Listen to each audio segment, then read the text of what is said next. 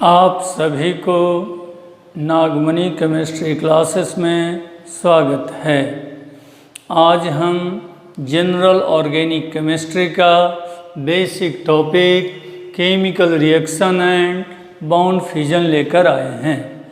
अगर आप फ्री में केमिस्ट्री सीखना चाहते हैं तो मेरे चैनल को सब्सक्राइब करें और अपने साथियों में वीडियो को वायरल करें। अब हम अपनी टॉपिक पर आ जाएं। Chemical reaction. केमिकल रिएक्शन किसे कहते हैं? केमिकल रिएक्शन किसे कहते हैं? रिएक्टेंट से प्रोडक्ट में कन्वर्ट होने की प्रोसेस को केमिकल रिएक्शन कहते हैं। रिएक्टेंट के प्रोडक्ट में बदलने की प्रोसेस को केमिकल रिएक्शन कहते हैं। The process of conversion of reactant into product is called chemical reaction. जिसमें यह फिक्स्ड है, रिएक्टेंट को हमेशा लेफ्ट की ओर रखते हैं। Reactants are always kept in left side from arrow and product is kept in right side from arrow। यह बतलाता है एरो। और रिएक्टेंट से प्रोडक्ट बनने की प्रोसेस को ही कहते हैं केमिकल रिएक्शन। केमिकल रिएक्शन में दो पार्टी होते हैं, एक रिएक्टेंट और दूसरा प्रोडक्ट। रिएक्टेंट लेफ्ट की तरफ होती है और प्रोडक्ट राइट की तरफ होती है। जो लेफ्ट की तरफ होंगे वो रिएक्टेंट कहलाते हैं, जो राइट के तरफ होंगे वे प्रोडक्ट कहलाते हैं। अब कहेंगे रिएक्टेंट किसे कहते हैं?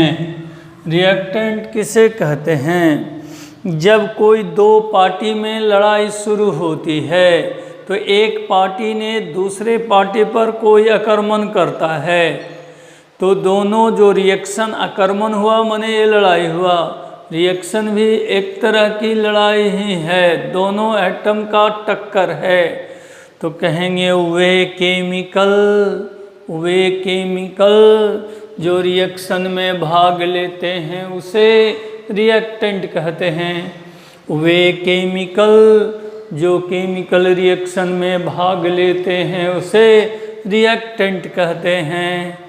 और रिएक्टेंट हमेशा एरो के लेफ्ट में होती है।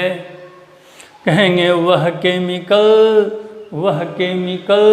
जो रिएक्शन में बनते हैं, जो रिएक्शन के समय बनते हैं उसे कहते हैं product.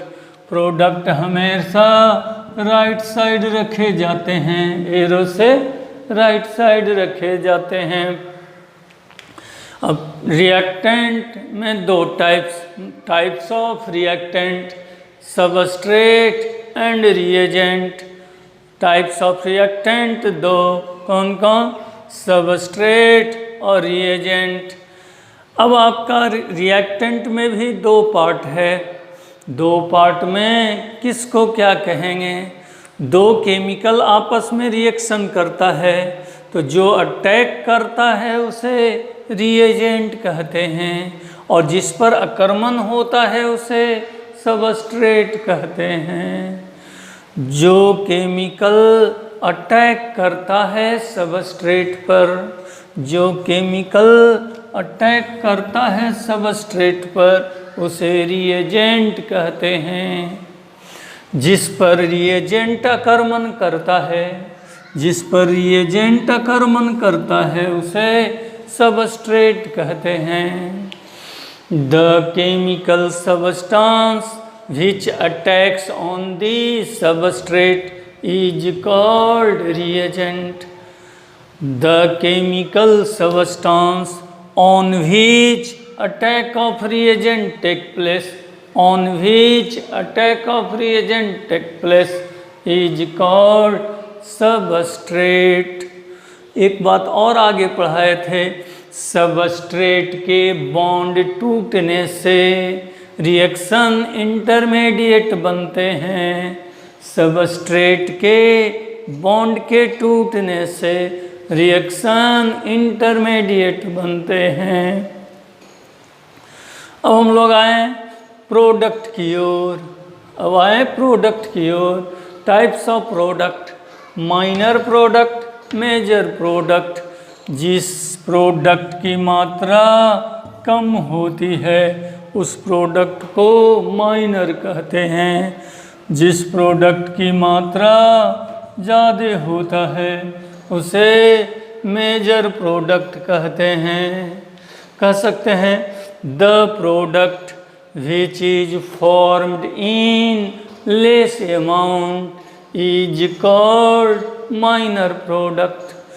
The product which is formed in greater amount is called major product.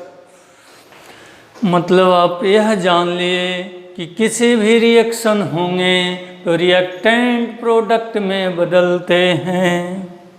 अब हम लोग ये जब रिएक्टेंट प्रोडक्ट में बदलते हैं तो बॉन्ड टूटते हैं। क्या होते हैं? बॉन्ड टूटते हैं। तो एक टॉपिक है आपका bond fusion. Bond fusion, bond fusion किसे कहते हैं? बॉन्ड फ्यूजन किसे कहते हैं? बॉन्ड के टूटने की प्रोसेस को बॉन्ड फ्यूजन कहते हैं।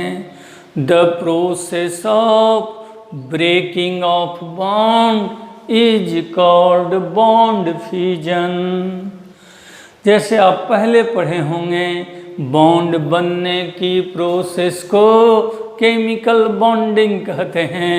केमिकल बॉन्डिंग का रिवर्स है बॉन्ड फ्यूजन। बॉन्ड के टूटने की प्रोसेस को बॉन्ड फ्यूजन कहते हैं। The process of breaking of chemical bond is called bond fusion. Bond fusion दो तरह के होते हैं। एक कहलाते हैं होमोलाइटिक बॉन्ड फ्यूजन और दूसरा कहलाते हैं heterolytic bond fusion. Heterolytic bond fusion. Homolytic bond fusion को होमोलाइसिस भी कहते हैं। होमोलाइसिस भी कहते हैं। हेट्रोलाइटिक बॉन्ड फ्यूजन को हेट्रोलाइसिस भी कहते हैं। किस बॉन्ड का होमोलाइसिस होगा, किस बॉन्ड का हेट्रोलाइसिस? अब हम यह देखेंगे। और कैसे होगा तो होमोलाइसिस समझेंगे और कैसे होगा तो हेट्रोलाइसिस। एक हम स्ट्रक्चर ले रहे हैं Cl2 का। Cl2 में सिंगल बॉन्ड रहते हैं, ये Cl2 हैं। इस Cl2 में दोनों का एक एक इलेक्ट्रॉन, ये दोनों शेयर पेयर इलेक्ट्रॉन हैं। दोनों एटम बॉन्ड बनाते समय एक एक इलेक्ट्रॉन का शेयरिंग किया था, इसलिए इसे शेयर पेयर कहते हैं। अब बॉन्ड टूटने की बात है। बॉन्ड टूटते समय दोनों एटम अपना अपना इलेक्ट्रॉन लेकर अलग हो जाए। बॉन्ड टूटते समय अपना अपना इलेक्ट्रॉन लेकर अलग हो जाए तो उसे कहते हैं homolytic bond fusion.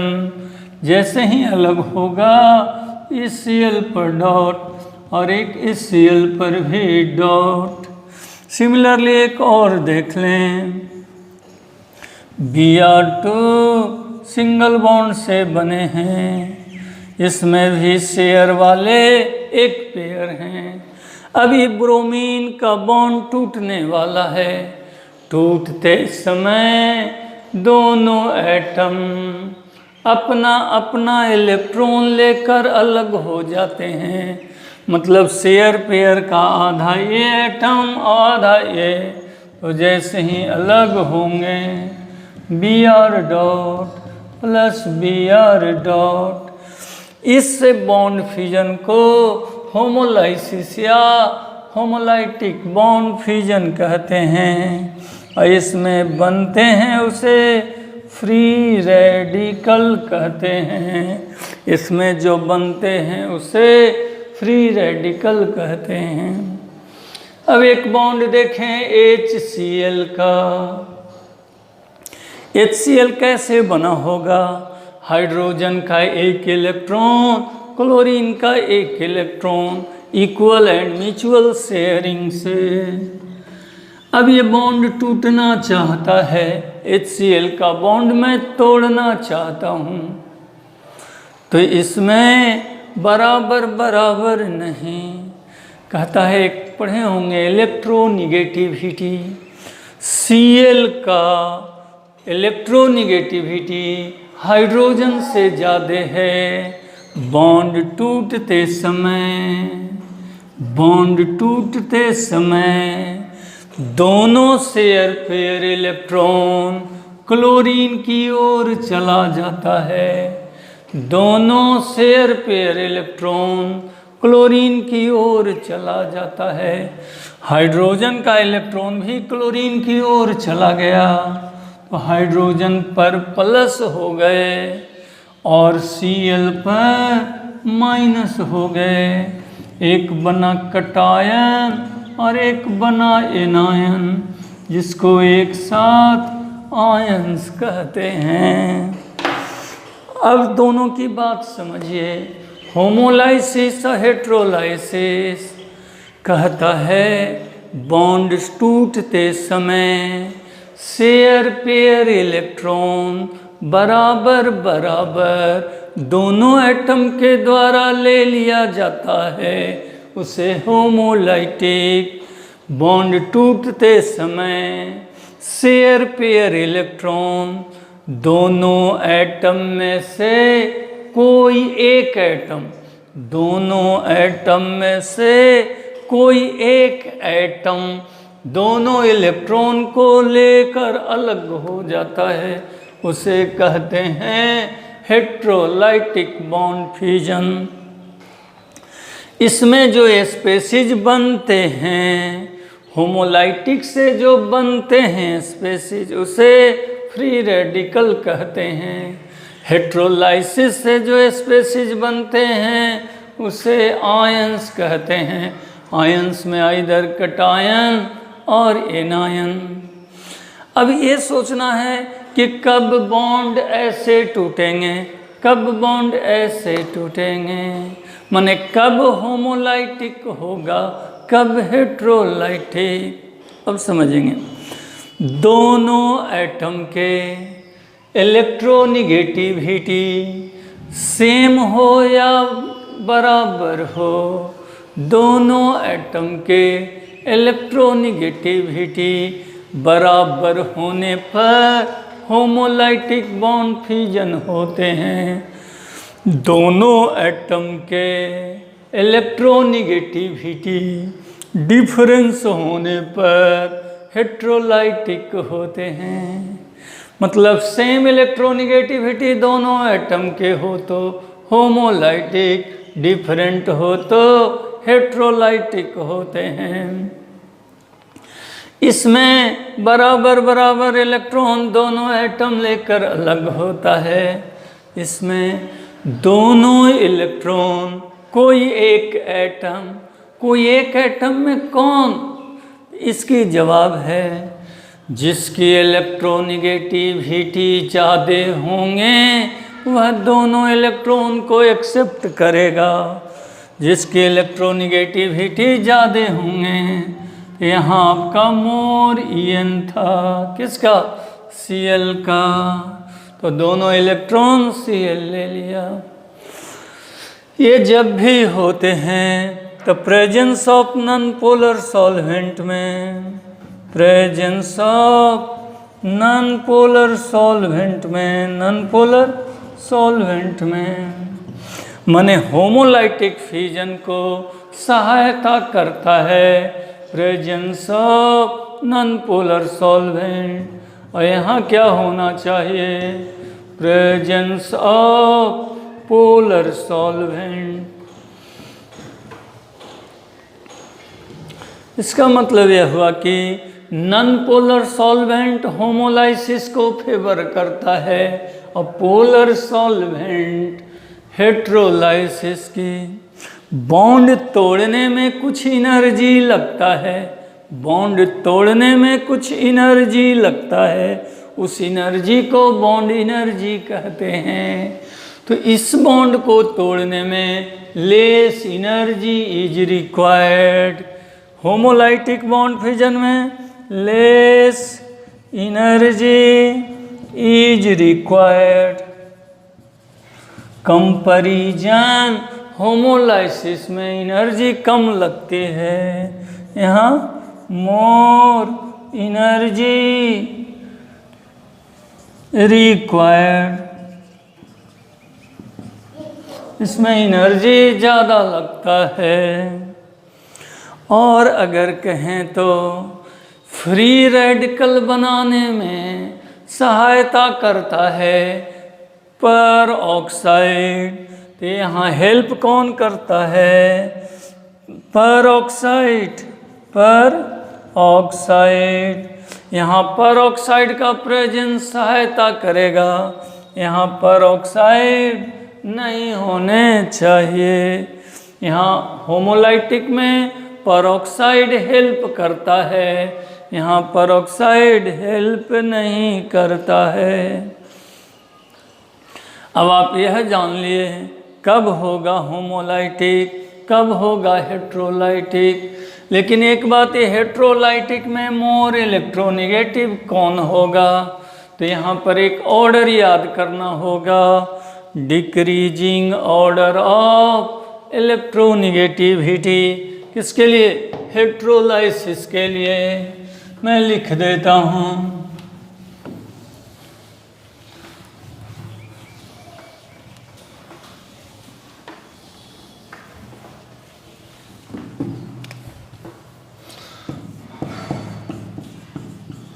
Decreasing order of electronegativity.